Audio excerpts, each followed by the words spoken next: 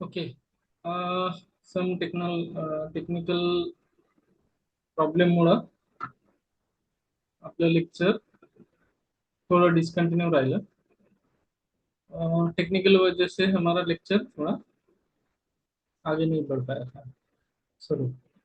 So forty fifth term हम देख रहे थे. दैट मीन्स इवेल्युएशन, जजिंग और assessing based on the standards. जो भी स्टैंडर्ड्स होते हैं, जो भी एसओपी होता है, उसके अकॉर्डिंगली हम इवेल्युएट करते हैं. अह, मान लो टाटा मोटर्स की अभी गाड़ी है नहीं. नाम तो सभी को पता है, हैरियर ईवी. और उसका कंपटीशन चल रहा है हमारा इसके साथ, महिंद्रा की XC6 और XC9. ऐसा कुछ है ना, मुझे एग्जैक्टली नहीं पता. तो हम लोग क्या करते हैं, इवेल्युएट करने के लिए क्या करते हैं, डिफरेंट डिफरेंट एक स्टैंडर्ड्स लेते हैं, उसके अकॉर्डिंगली ये करते हैं. यही होता है, हम जब कोई बच्चे को इवेल्युएट इवेल्युएट कर देते हैं, वो उसका मार्क्स कैसे आ रहा है, उसका पढ़ाई कैसे हो रहा है, तो that is called out, that is judging और the assessing based on standards. ये है कॉग्निटिव डेवलपमेंट. ये वर्ड आपको बहुत बार मिलेगा. तो मेरे ख्याल से ये वर्ड तकरीबन आपको 4 या 5 बार मैंने ये लेक्चर में यूज किया है. तो ये आपको हमेशा मिलेगा. That is a cognitive development, progression in understanding knowledge complexity. Progression in understanding of knowledge. Knowledge जो होता है उसकी उसकी अंडरस्टैंडिंग डेवलपमेंट होना, इसको बोलते हैं कॉग्निटिव डेवलपमेंट. अंडरस्टैंडिंग मतलब एक मेमोरी, मतलब रिकॉल. अंडरस्टैंडिंग, वो टॉपिक उनको अच्छे से समझा है, अंडरस्टैंड हुआ है. ये आपको इसमें प्रोग्रेशन होना, डेवलपमेंट में progression. Next, mental model. Mental models, internal representations use to understand the phenomena. तो मेंटल मॉडल्स मतलब क्या होता है कि इंटरनल मॉडल्स हम लोग इंटर रिप्रेजेंटेशन करते हैं to use to understand the phenomena. Next is 1 minute paper. ये एक बहुत इंपॉर्टेंट एस्पेक्ट रहा है, और ये बहुत बार एमसीक्यू में पूछा भी जाता है. That is a 1 minute paper. तो 1 minute paper is a quick reflection on what was learn. तो जैसे मेरा एक टॉपिक खत्म हो गया, जैसे मैं आज को पकड़ लो, आपको धातु पढ़ा ली.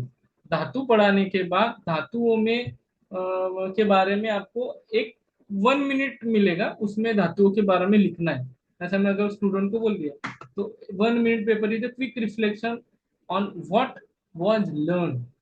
एक कंक्लूड करना जिसको बोलते हैं ना, वैसे हो गया. तो 1 minute paper. Next, journal. Journal mean personal learning diary use regularly. Personal learning diary use regularly. तो जर्नल जो होता है वो 3 मंथली 4 मंथली होता है, ऐसा. 1 सेंटेंस समरी, जैसे 1 पेपर, 1 मिनट पेपर एक था, वैसे ही एक आता है 1 sentence summary, condensing topic into a full sentence. जैसे अभी हम लोग जो देख रहे हैं, ये ऑल है 1 सेंटेंस समरी. अभी जर्नल के बहुत सारे टाइप भी हो सकते हैं, ये भी हो सकता है, फिर भी उन्होंने हमने नोट जो निकाले हैं उसमें एक ही वर्ड एक ही सेंटेंस में डाल दिया, तो 1 सेंटेंस समरी हो गई. Next is learning log, list of understand and unclear concept. अभी जो भी चीजें मुझे समझी है वो मैं एक पार्ट में लिखूंगा, ए पार्ट में, और बी पार्ट में क्या लिखूंगा कि मुझे ये कॉन्सेप्ट क्लियर नहीं. लॉग बुक जैसे होता है ना, जैसा इंटर्नशिप में आपने देखा होगा या पीजी में देखा होगा, वैसे यहाँ पे आपको मिलता है. ठीक है. Next, dialectic lectures. That means students reaction notes alongside reading notes. तो ये क्या होता है कि स्टूडेंट की एक रिएक्शन होती है. अभी एक टॉपिक हो गया, हम लोग हाईलाइटर ले लेते हैं. मान लो मैंने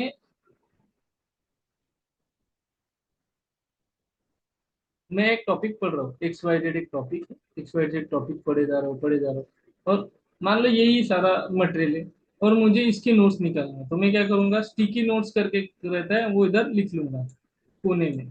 तो वो हो जाता है लर्निंग, सॉरी डायलेक्टिक नोट्स। तो स्टूडेंट रिएक्शन, मतलब मुझे ये समझा नहीं है अभी, अगर जर्नल के टाइप यहाँ पे लिखा है, तो मैं क्या करता हूँ, जर्नल जो है वो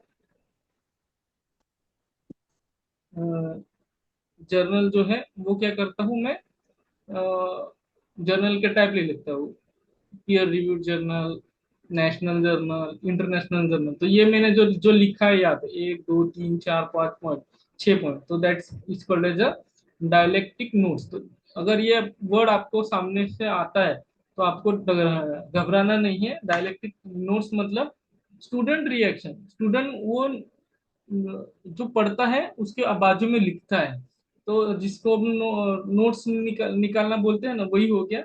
बट उसके साथ नोट्स का एक रिएक्शन होता है स्टूडेंट का, वो वहां। Next is मार्जिनेलिया। मार्जिनेलिया ये इंपॉर्टेंट वर्ड है। Annotations in the margins to summarise the content. अभी बहुत सारे स्टूडेंट अगर इधर नहीं लिखते, स्टूडेंट्स इधर मार्जिन में कुछ लिख देते, तो that's is called as a marginalia. ये वर्ड्स आपने बहुत कम सुने होंगे, देखे भी होंगे। ये एजुकेशन का स्पेसिफिक, जब हम पोस्ट ग्रेजुएशन स्टूडेंट्स को पढ़ाते हैं what is education, what is A teaching, तो ये वर्ड वहां पे आते हैं। तो अगर आपको एमसीक्यू आता है what is a marginalia, meaning of marginalia, तो annotations in the margin to summarise the content, ये आपको ध्यान में रखना है। नेक्स्ट, हम यहाँ पे 50% पार्ट कवर कर चुके हैं। Next is a concept map, diagram showing the relationship among the ideas. तो ये भी एक हम डायग्राम निकल के उसके आइडियाज का एक, जैसे मान लो हम स्टेटोस्कोप, पार्ट्स ऑफ स्टेटोस्कोप या माइक्रोस्कोप, उसका एक डायग्राम निकालने को बोलते हैं, उसके पार्ट्स को लेबल करते हैं। तो ये हो गया diagram showing the relationship among the ideas. Next is a mind map. ये हमने या आपने कहाँ सुना है, आपने ये सुना है माइंड मैप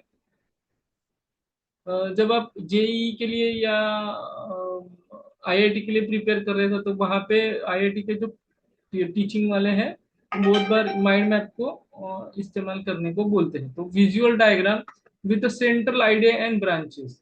तो इसमें क्या होता है, जो इंपॉर्टेंट इंपॉर्टेंट टॉपिक हो वो बाजू में निकालते हैं और उसके सब टॉपिक बाजू में निकालते हैं। तो माइंड मैप, सारे फिजिक्स का माइंड मैप एक ही पेपर पे रहता है, ठीक है। इंपॉर्टेंट इंपॉर्टेंट टॉपिक या इंपॉर्टेंट इंपॉर्टेंट श्लोक या इंपॉर्टेंट इंपॉर्टेंट जो भी मटेरियल है वो आप माइंड मैप में निकाल सकते हो।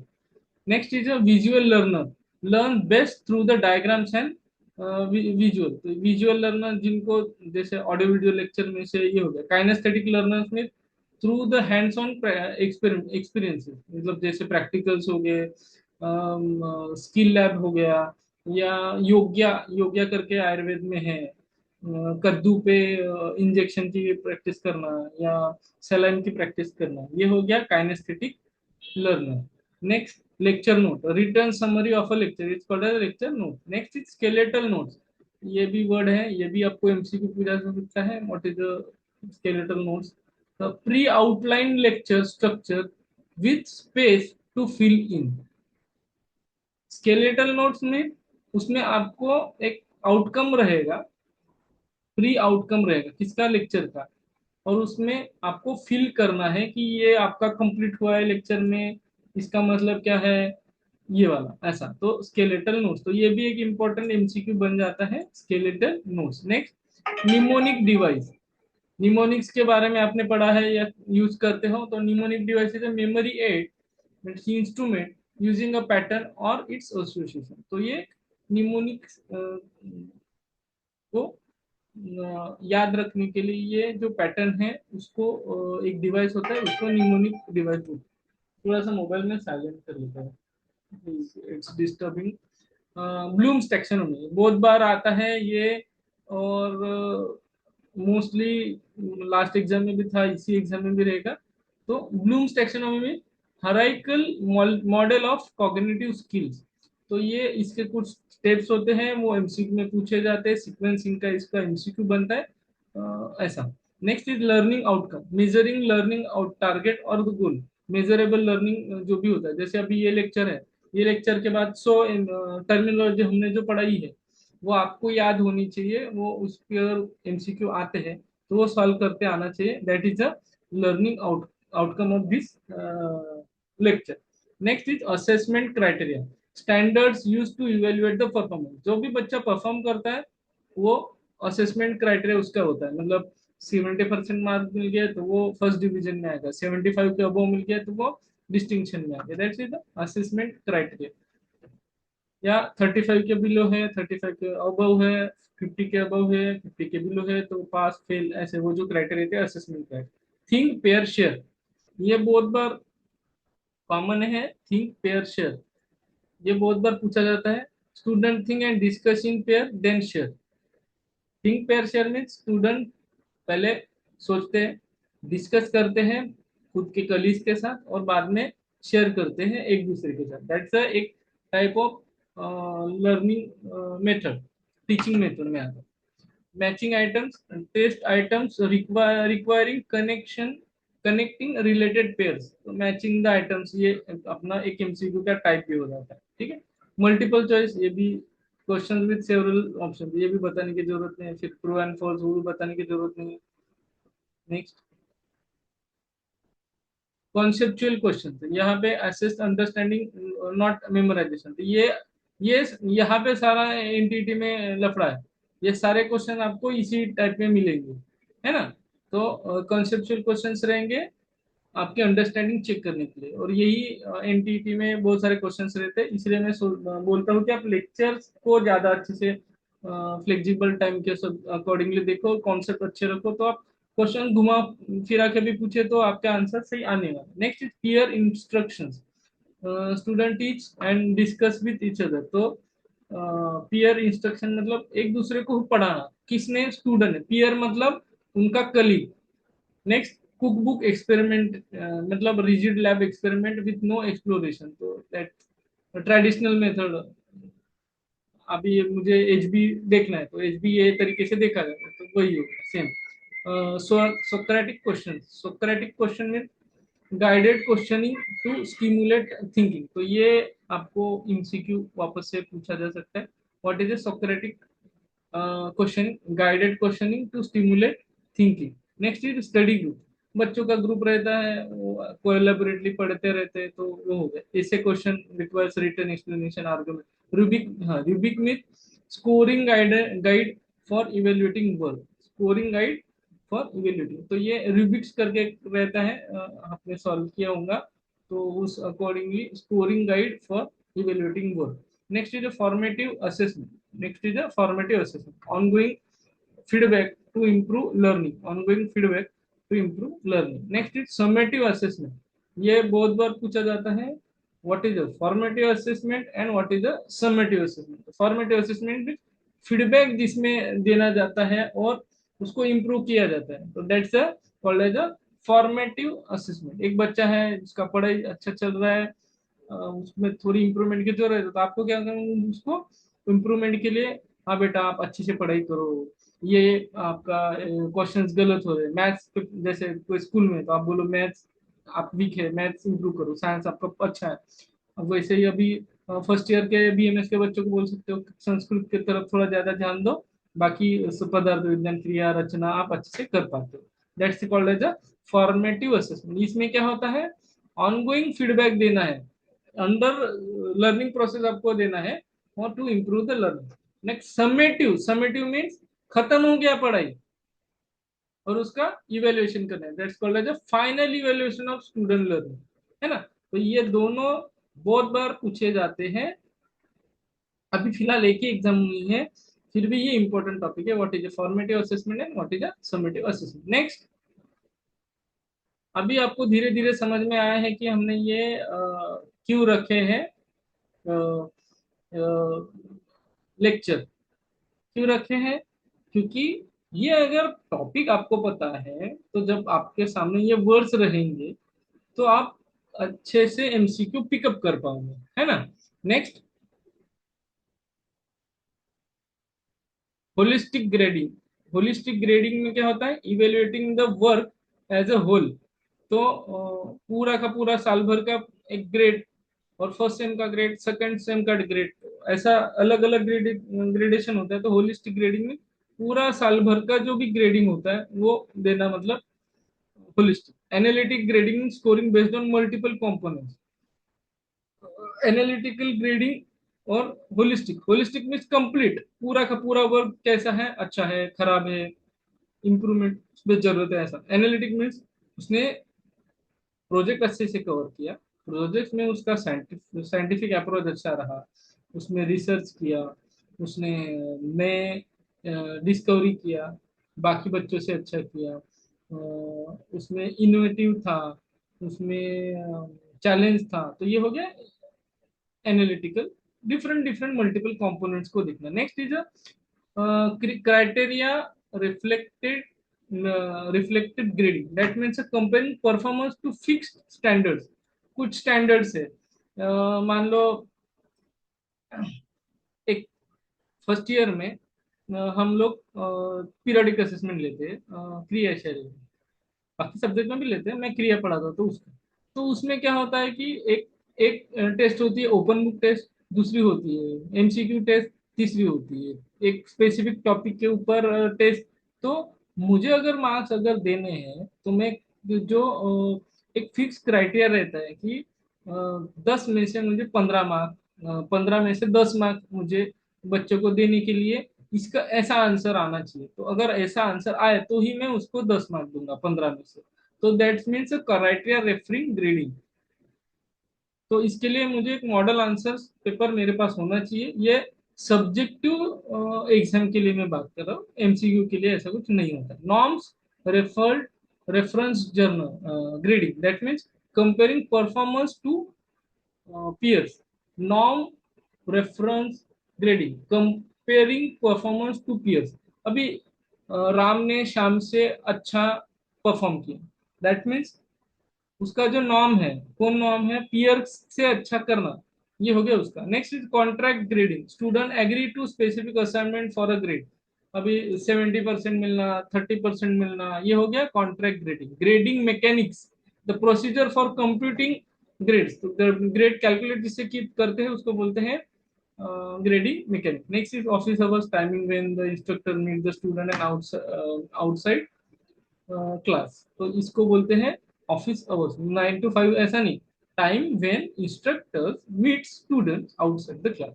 Next is the teaching philosophy, instructors believe about the teaching and learning, उसको बोलते हैं टीचिंग फिलोसॉफी। कैसे वो टीचिंग करना है, लर्निंग करना है, उसको बोलते हैं इंस्ट्रक्टर्स में as a teacher. Teaching portfolio, portfolio means collection of the document showcasing teaching. तो एक टीचिंग में क्या क्या रहने वाला है आगे जाके, एमसीक्यू रहेंगे, सीक्यू रहेंगे, एलक्यू रहेंगे, असाइनमेंट्स रहेंगे, प्रोजेक्ट्स रहेंगे, तो वो हो गया teaching portfolio. Service learning reflection, writing about communal based experiences. तो ये भी रहता है सर्विस, मतलब मैंने आपको बताया, गार्डनिंग करना है या क्लीनिंग करना है, रूम क्लीन करना है, तो ये हो जाए सर्विस लर्निंग। आपने अगर ABCD मूवी देखा है इंडिया में, तो वैसे एक मूवी था स्टेप अप करके इन US, हॉलीवुड। तो वहां पे उनको कम्युनिटी प्रिजनमेंट मिलती है, मतलब इतने अवर्स आपको कम्युनिटी की सेवा करनी है। तो दैट टाइप ऑफ लर्निंग आप इन द कम्युनिटी जाके करते हो, उसको बोलते हैं community service learning reflection. Next is mind mapping, तो brainstorming technique using visual branches, तो ये मैंने लास्ट टाइम भी एक्सप्लेन किया था। Next is the matrix, matrix is a grid use to organise information visually. तो ये आपको मेथड पूछ सकते हैं। मैट्रिक्स मीन्स ऐसा ऐसा ऐसा पूरा बना हुआ रहता है, मैं थोड़ा सा पेन ले लेता हूँ, ऐसा ऐसा पूरा बना हुआ है, और ये मैट्रिक्स में अंदर आता है, उसको बोलते हैं grid uses use to organise information visually. Next marginal notes, ये भी हो गया। Bed side text, return bed side text. Active learning, students engage in the active rather than passive learning. Passive मतलब मैं बता रहा हूँ, आप सुन रहे हो, दैट्स ए पैसिव। एक्टिव मतलब आप क्वेश्चन पूछे जा रहे हैं। अभी देखते हैं 10-15 मिनट का active passive, sorry active session रखते हैं। आपकी जो भी समस्या है वो हम लोग हल करने की कोशिश करते हैं। Okay, next. Cooperative learning means student work together with shared goals. तो एक कोऑपरेटिव, एक दूसरे के साथ मिल बांट के करना। तो कोलैबोरेटिव मीन्स क्या होगा फिर? म्यूचुअल एंगेजमेंट, दोनों की एंगेजमेंट होना और दोनों ने एक साथ काम करना। एक साथ काम किया तो वो हो गया कोलैबोरेटिव। सॉरी, मैं पेन ले लेता हूँ। एक साथ काम करना है, वो हो गया कोऑपरेटिव लर्निंग। और कोलैबोरेटिव मीन्स म्यूचुअल एंगेजमेंट, दोनों का एंगेजमेंट है, दोनों एक साथ काम, एक दूसरे को काम करने में एंगेज हो रहे हैं, तो वो हो गया collaborative learning. Next is constructive learning. Learning, learner builds knowledge through experiences. Next, metacognition, thinking about one's own thinking. Next, conceptual change, shifting from misconception to a correct conception। तो एक कॉन्सेप्ट है वो आपका गलत है तो आप उसको सही करते हो गया कंसेप्चुअल चेंज। स्कैफोल्डेड लर्निंग, ये बहुत बार पूछा जाता है, स्कैफोल्डेड लर्निंग, है ना। और ये कैसे अलग से वर्ड है तो आपको ये याद भी नहीं आता कि इसका मतलब क्या है। Provided support, providing support that is gradually remove. Okay, तो धीरे धीरे वो सपोर्ट जो है निकल जाता है आपका, तो उसको बोलते हैं स्कैफोल्डेड लर्निंग। आपने कभी बचपन में साइकिल अगर सीखी है कैसे चलाना है, तो देखो पहले आपके पिताजी या आपके जो भी एल्डर है वो आपके बाजू में खड़े रहते हैं, वो आपको बैठा के पहले तो आपका हैंडल पकड़ेंगे, ठीक है। उसके बाद धीरे धीरे हैंडल छोड़ेंगे, आपको आपको बोलेंगे मैं पीछे बैठा हूँ, मैं आपको गिरने नहीं दूंगा। फिर आप धीरे धीरे पैडल मारते, ऐसे धीरे धीरे धीरे करके करके लास्ट मोमेंट ऐसा आता है कि आप चलाते हो फुल कॉन्फिडेंस के साथ, और आपके पापा या आपका जो भी एल्डर है वो दूर से देखते रहते हैं। तो providing support that is gradually removed, it's called as a scaffolded learning. ठीक है, ठीक है। Next, experimental learning. Next is experimental learning. तो learning through the direct experiences. अभी देखो बहुत सारे मारवाड़ी कम्युनिटीज में गुजराती लोग क्या करते हैं, बच्चों को 18-19 साल के होने के बाद उनको डायरेक्टली छोड़ देते हैं कि उनको बिजनेस कैसा सीखना है। तो वो अपने अनुभव से सीखते हैं। अभी गोविंद ढोलकिया करके है, उनका मैं यूट्यूब पे देख रहा था, तो उन्होंने ये जो रहस्य उजागर किया था कि जो मारवाड़ी गुजराती कम्युनिटी के बच्चे हैं वो कैसे पढ़ते हैं, बिजनेस सीखते कहाँ से। तो उनके पिताजी या उनके जो बड़े बड़े बूढ़े होते हैं वो उनको बोलते हैं कि अभी बेटा आप ऐशो आराम छोड़ो, ये लो 10,000 रुपये और आप जाओ। तो वो क्या करते हैं, डायरेक्टली अननोन सिटी में, स्ट्रेंजर सिटी में जाके एक्सपीरियंसेस गेन करते हैं बिजनेस के रिगार्डिंग। तो ये हो गया learning the business by experiences. तो ये मैंने एक एग्जांपल बताया। ऐसा होता है कि साइंस भी ऐसे पढ़ सकते हो आप, आर्ट्स भी ऐसे पढ़ सकते हो और टीचिंग भी ऐसे पढ़ सकते हो। Next, feedback loop, ongoing cycle of feedback and adjustment. तो ये हो गया feedback loop. Next is assessment literacy. Assessment literacy, understanding assessment tool and practices. तो ये आपका असेसमेंट लिटरेसी अच्छा होना चाहिए while teaching. Next is learning styles, preferred way of absorbing and processing information। तो यहाँ पे हमारा सारा जो 100 टर्मिनोलॉजी का जो सेशन था वो थोड़ा बड़ा हो गया, मैंने को एक ही इसमें खत्म करना था, टेक्निकल इशू की वजह से वो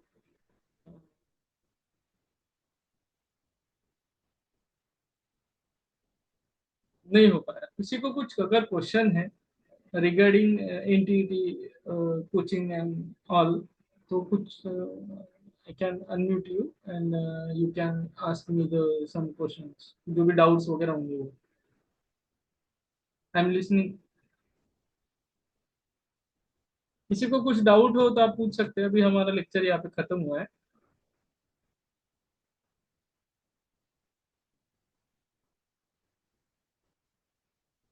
आपको अगर दिक्कत है तो आप चैट बॉक्स में भी लिख सकते हो, very useful lecture, thank you Gauri Devkar madam ने बताया।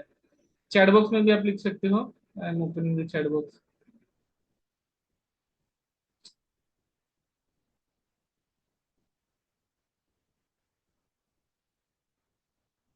मेरी सलाह ऐसी रहेगी आप सभी को कि एनटीटी में आप ज्यादा से ज्यादा रिकॉलिंग से हट के कॉग्निटिव जो है मतलब अंडरस्टैंडिंग के ऊपर ज्यादा फोकस करिए आप।